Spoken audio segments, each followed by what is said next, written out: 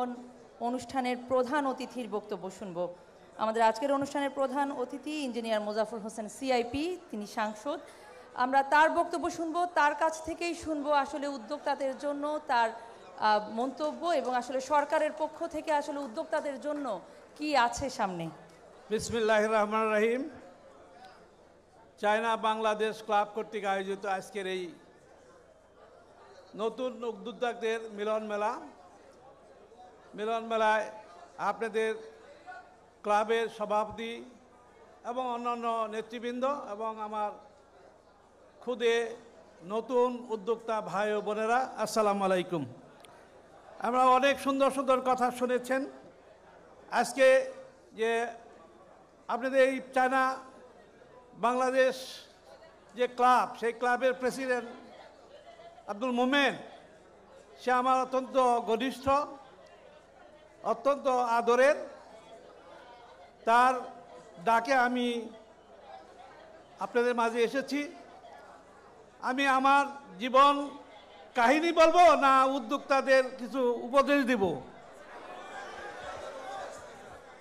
কাহিনী তো কাহিনী আমাদের যে শ্রদ্ধেয় ডক্টর রুবেনা হক, তার যে বক্তৃতা শুনলেন, এর বক্তৃতার পরে আর কাহিনী কি বলবো? উনি তো আসলে ওনার বক্তৃতা আমি ফেসবুকে দেখি।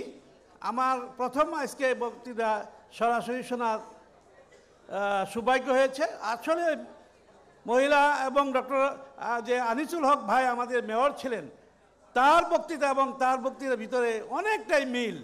তাদের জীবনের যে উত্থান, যে তাদের কি অবস্থান, সেগুলি আমি আনিস ভাইয়ের বক্তৃতাও শুনেছি এবং ডক্টর রুবিনা হকের বক্তৃতাও ভিন্ন সময় এই বিজেএমইর দায়িত্ব পাওয়ার পর আমি শুনেছি। আমাদের বক্তৃতা দিতে গেলে আমিও একজন অত্যন্ত মধ্যম পরিবারের সন্তান। লেখাপড়ায় মোটামুটি ভালো ছিলাম, তেমন ভালো ছিলাম না। আমার চেয়ে ভালো ছিল এক মহিলা, আমার এলাকার এক মহিলা, সে ফার্স্ট হইতো, আমি থার্ড হইতাম। এই জীবন চলার পথে উত্তরায় পত্রায় দিয়া টেক্সটাইল ইঞ্জিনিয়ারিংয়ে ভর্তি হয়েছিলাম। ইঞ্জিনিয়ার হয়ে চাকরি করেছি 17 বছর। 1980 সালে 2000 টাকার চাকরি করেছি, মাসিক বেতন 2000, এবং তখনই ইনশাল্লাহ বিয়ে করে ফেলেছিলাম। তাহলে বুঝেন 2000 টাকা, আবার বউ আছে, আবার 1 বছর পরে বাচ্চা হয়েছে। যে বাচ্চা এখন আমার মিলের ডেপুটি ম্যানেজিং ডিরেক্টর। তা আমার জীবনও চলছে অনেক কঠিন অবস্থায়। লেখাপড়া করেছি ময়মনসিং আনন্দভবনে লেখাপড়া করেছি, মাসে 100 টাকা পাইতাম গার্জেনের কাছ থেকে। ওই দিয়ে তখন চলতো 1973 থেকে 74 সাল পর্যন্ত। আমরা যেটা বলবো যে 2080 সালে 2000 টাকায় চাকরি করেছি এবং সেই চাকরি 2099 সাল পর্যন্ত আমি প্রায় 1 লক্ষ টাকার চাকরি করেছি নিজের জীবনে। তার মানে আপনাদের উদ্যোক্তা হতে গেলে আমি বর্তমানে আমিও একটা ইন্ডাস্ট্রির মালিক, আমি একজন এন্টারপ্রেনার, কিন্তু এইটা সহজে আসে নাই। আপনারা যে উদ্যোক্তা, আপনারা বিজনেস করছেন, চায়না বাংলাদেশ সাথে বিজনেস করবেন, এইগুলি রাতারাতি কিছু করতে গেলে অনেক কিছু ধরা খাবেন। আমরা যে লেখাপড়া করার পর চাকরি করেছি, অধ্যবসায়, শ্রম, মেধা এবং ধৈর্য সহকারে কাজ করেছি। আমি যখন 1984 সালে আমি সিদ্দিক টেক্সটাইলের একটা টেক্সটাইল ছিল, তখনকার দিনে সবচেয়ে প্রথম এবং প্রধান টেক্সটাইল ছিল এক্সপোর্টের, রপ্তানি। আমার হাত দিয়েই আমরা প্রথম রপ্তানি শুরু করি। সেই জায়গায় আমি সকাল 8টায় আসতাম, সাভারে থাকতাম এবং রাত 12টায় যাইতাম। মালিকের কাজ পরিশ্রম করতাম এবং অধ্যবসায়, পরিশ্রম এবং শ্রমিক কর্মকর্তা কর্মচারীদের সাথে বিহেভ ভালো করতাম। সব মিলিয়ে আপনি যদি ব্যবসায়ী উন্নতি করতে চান, আপনার মেধা থাকতে হবে, অত ভালো ছাত্র হইতে হবে এটা আমি বিশ্বাস করি না। আপনারা যে অবস্থায় আছেন আমি মনে করি সবাই ওই ডক্টর রুবিনার মতো তো উনি ফার্স্ট ক্লাস ফার্স্ট হয়েছিল এই ইন্টারমিডিয়েটে, মেট্রিকে থার্ড হয়েছিল। আমি ওই পর্যায়ে নাই, আমি ফার্স্ট ক্লাস পাইছি কিন্তু ওই পর্যায়ে ছিলাম না। আপনারা যে সবাই এইরকম লেখাপড়ায় মানে এত দক্ষ আমিও বিশ্বাস করি না। লেখাপড়া অনেক ভালো করেও যেমন ব্যবসা করা যায়, আবার কিছুটা লেখাপড়া করেও জীবনে উন্নতি করা যায়। প্রয়োজন হলো ধৈর্য, মেধা, পরিশ্রম, সততা, এই কাজগুলি থাকতে হবে।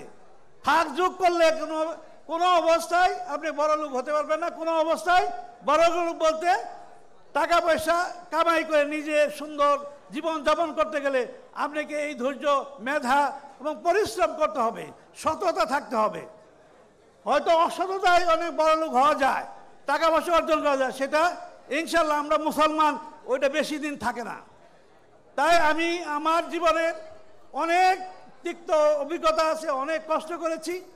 আজকে আমি আমার ইন্ডাস্ট্রি 500 কোটি টাকার ইনভেস্টমেন্টে আমার ইন্ডাস্ট্রি চলে। স্পিনিং, উইভিং, ডাইং, যেখানে 4000 লোক কাজ করে, যেখানে 4000 লোক কাজ করে। আমি আজকে আপনাদের আমার এলাকায় আমি জনপ্রতিনিধি 2018 সালের 30 ডিসেম্বরের নির্বাচনে আমি আমার এলাকায় জনপ্রতিনিধি হয়েছি। আমি জনগণের সেবায় আমি নিয়োজিত। এখন আমার মেধা, আমার পরিশ্রম, আমার সততা আমাকে এইগুলি, আমি সিআইপি তো অনেকেই হয়তো বুঝেন, কমার্শিয়াল ইম্পর্টেন্ট পার্সন, এইটাও আমি অর্জন করেছি। ব্যবসায়ীও আমার সেই সততা আছে। আমার ব্যবসা পুরাপুরি 100% এক্সপোর্ট ওরিয়েন্টেড। আমরা যে কাপড় তৈরি করি, তুলা থেকে সুতা, সুতা থেকে কাপড়, কাপড় থেকে ডাইং, প্রিন্টিং করে আমরা গার্মেন্টসকে দেই ব্যাক টু ব্যাক এলসির মাধ্যমে। আপনারা যে ব্যবসায়ী উদ্যোক্তা আজকে মুভমেন্ট সাহেব যে আপনাদেরকে একত্র করেছে, আমি অত্যন্ত আনন্দিত। এতগুলি লোক আমরা এই চায়না বাংলাদেশ ক্লাবের সাথে জড়িত থেকে আপনাদের জীবন উন্নত করবেন, জীবনকে স্বাবলম্বী করবেন, জীবনকে অত্যন্ত সততার সাথে কাজ করে সেই অর্জনগুলি করবেন, যে অর্জনগুলি আমরা যারা এখানে কথা বললাম বা আমি বলছি, আমরা সেই অর্জনটুকু করেছি। শুধু আপনি বসে থাকলে হবে না, আবার আল্লাহর রহমত থাকতে হবে, গার্জিয়ানদের দোয়া থাকতে হবে। সার্বিকভাবে যে কথাগুলি আপনাদেরকে আমি বলবো, আমি একজন আপনাদের মতোই হয়তো মধ্যম আয়ের পরিবারের আমি একজন সন্তান।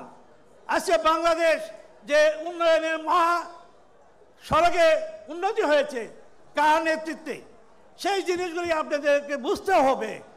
বঙ্গবন্ধু শেখ মুজিবুর রহমান 1971 সালে 7ই মার্চের অগ্নিধারা সেই সোহরাওয়ার্দী উদ্যানে যে ভাষণ দিয়েছিলেন, এবারের সংগ্রাম মুক্তির সংগ্রাম, এবারের সংগ্রাম স্বাধীনতার সংগ্রাম, আমরা রক্ত দিয়েছি, রক্ত আরো দিব, এই দেশের মানুষকে মুক্ত করে থাকবো।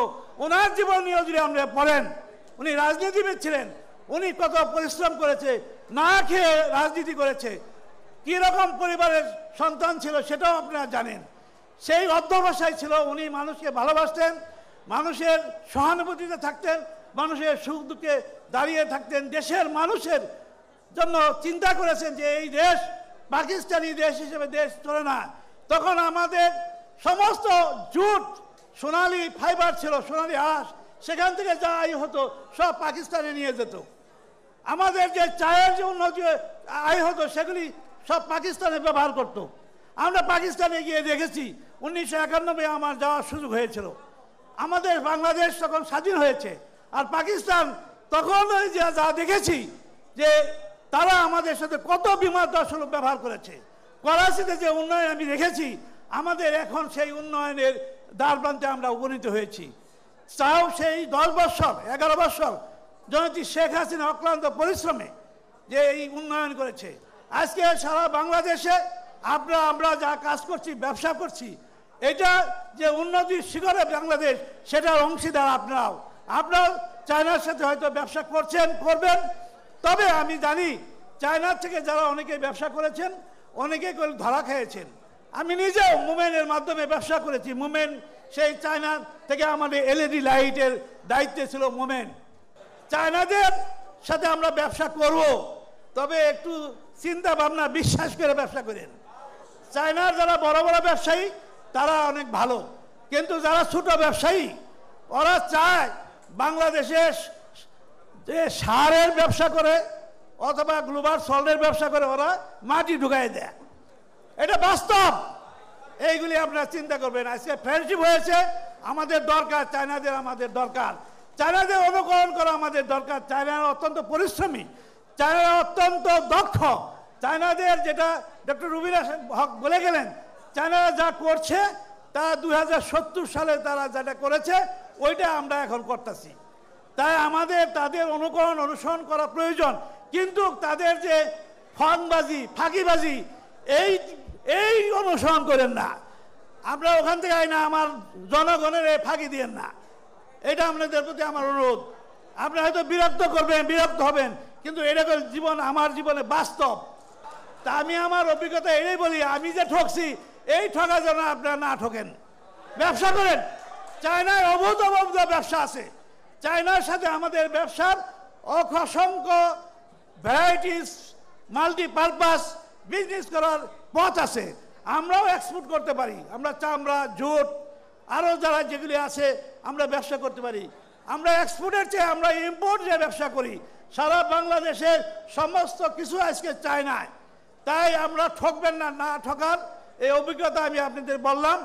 তবে আমার জিনিস আপনাদের একটা কথা বলি, আমরা বাঙালি, আমরা বাংলাদেশি, আমরা জননেত্রী শেখ হাসিনার নেতৃত্বে আজকে যে অভূতপূর্ব উন্নয়ন হচ্ছে প্রতিটি ক্ষেত্রে, সেটাই তো সব কিছু চায়না থেকে আসে। আজকে লাইটিং, আজকে যত কিছু দেখেন উন্নত হচ্ছে, সব উন্নয়নের সেই আমরা অর্জন করছি কি চায়নার থেকে। আমরা হয়তো দৌড়াইয়ে যে ব্যবসা করতেছেন, 10 টাকা জিনিস এখানে এসে 100 টাকা বিক্রি করতেছেন, লাভ করতেছেন, করেন, কিন্তু আমার জনগণকে ঠকায়েন না, আপনারাও ঠকেন না। এইটা আমার প্রথম এবং প্রধান রিকোয়েস্ট। চায়নাদের সাথে ব্যবসা করবেন, জেনে শুনে ব্যবসা করবেন, নিজের টাকা জলে দিবেন না, নিজের টাকা জলে দিবেন না। টাকা অর্জন করেন, আপনি লাভ করবেন। আমার জনগণ যদি সেটা সুখী হয় সেটা ভালো, জনগণের জন্য কাজ করবেন। দেশের উন্নয়নের সাথে সাথে আপনারও ব্যবসা বাণিজ্য উন্নত হচ্ছে, প্রতিটি ক্ষেত্রে উন্নত হচ্ছে। যেটা অভূতপূর্ব উন্নয়নের ধারা আমরা 2010 থেকে 9 ছাড়ে নির্বাচনে জনগণ ভোটে নির্বাচিত হয়ে জননেত্রী শেখ হাসিনা আজকে সারা বাংলাদেশটাকে কি হারে উন্নত করছে। শিক্ষা, স্বাস্থ্য, রাস্তাঘাট, বিদ্যুৎ, যে বিদ্যুৎ নিয়ে কথা বললে আমরা হয়তো বুঝতে পারবেন। আমরা ঢাকা শহরে 2009 সালে কি বিদ্যুতের অবস্থা ছিল, আমরা তখন কত গালাগালি করছি, প্রিভিয়াস সরকারকেও করছি এবং শেখ হাসিনাকেও আমরা গালাগালি করেছেন।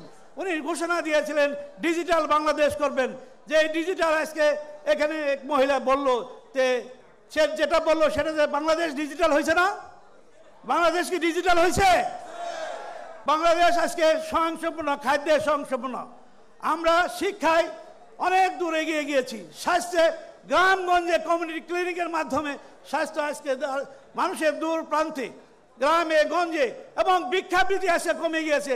আমরা এটা স্বীকার করেন। ঢাকা শহরে ভিক্ষুক যে আগে দেখেছি, এখন সেই ভিক্ষুক নাই।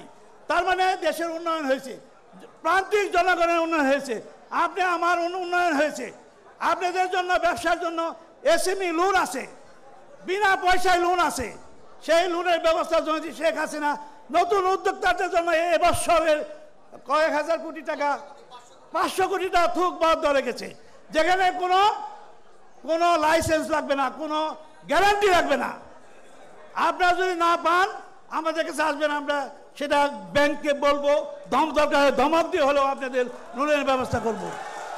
যদি শেখ হাসিনা চায় বাংলার মানুষ সুন্দর জীবনযাপন করুক, যেটা স্বপ্ন দেখেছিল বঙ্গবন্ধু সোনার বাংলা, সেই সোনার বাংলা বাস্তবায়নে আপনাদের জন্য জননেত্রী শেখ হাসিনা সব কিছু করার জন্য প্রস্তুত।